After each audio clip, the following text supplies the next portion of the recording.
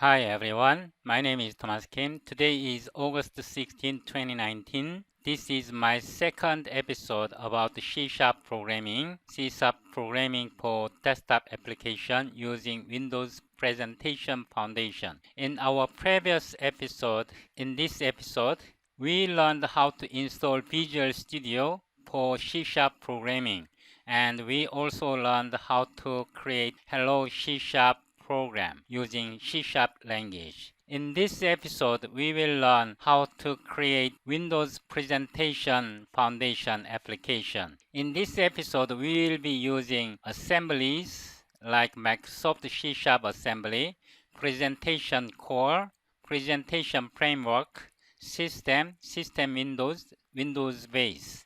We also use namespace, System.Windows, and System.Input. Without further ado, let's get started. Start Visual Studio 2019. Go to File, New, Project, select Language C#, select Platform Windows, select Desktop Application.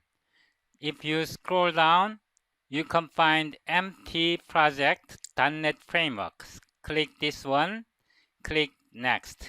The project name will be Hello WPF. WPF means Windows Presentation Foundation. Select .NET Framework 4.7. Click Create. Initially, it has a ppconfig file like this. It is based on .NET Framework version 4.7. Now close it. Right-click, add a reference. Because we are using C-Sharp programming language, Microsoft C-Sharp, click this check and scroll down. We need PresentationCore, PresentationFramework, and we need System. We need System Windows. Scroll down, System Windows. We need one more. We need WindowsBase. Click OK. So we added Microsoft C-Sharp assembly, PresentationCore, PresentationFramework, System Windows, WindowsBase. Now click the project, right-click, add new item, Visual C-Sharp item, code file. We can say hello WPF. Then click add. This is simply file name. In this episode, please understand the relation between an instance of application and an instance of window. Namespace, talk, play, fun. We created an empty namespace here. Class, my window, system, Windows, window. So we inherit my window from System, Windows, window. Public, this is constructor, this title, hello, Windows Presentation Foundation. Protected, override, void, on mouse down. So I inserted, then Microsoft added this line of code. Instead of doing this, I will say input n. This is namespace alias. Input n is a namespace alias.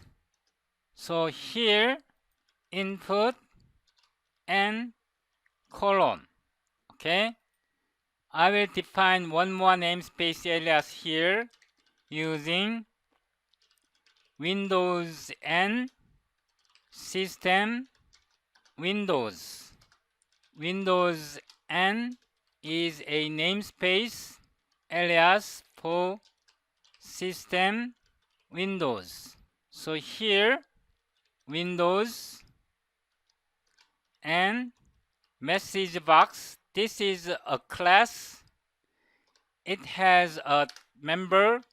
This is a static member. Hello, Windows Presentation Foundation. So I defined a window class. It is inherited from System Windows window. Here I define another class my application System Windows application.